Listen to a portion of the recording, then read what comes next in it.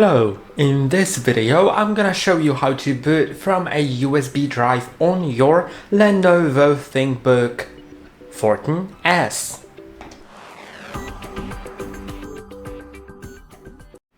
If you wish to boot from a USB drive into some installation that you might have on your drive, or something else like, for example, a live ISO that you can use as a system, you can get Ubuntu live ISO or something like that, whatever you wish. First you need to shut your laptop down, and you can either do it by in the system shutting it down typically, or by pressing and holding on the power button on the right side of your device until the light next to that button goes off.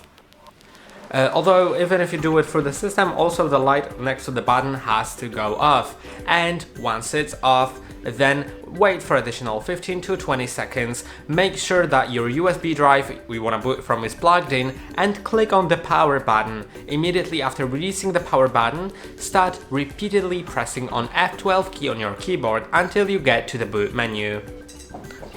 So I'm gonna press on the power button. Of course it's on the right side of the chassis, so if you can't see it on the keyboard, that's because it's not on the keyboard, it's on the right side, next to the SD card slot most probably.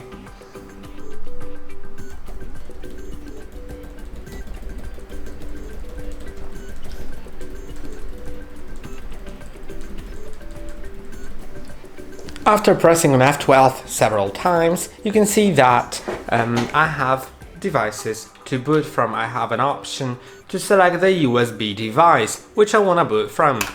Click on enter and wait until it boots.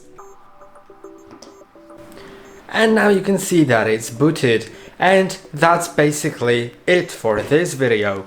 Don't forget to like and subscribe. See you next time.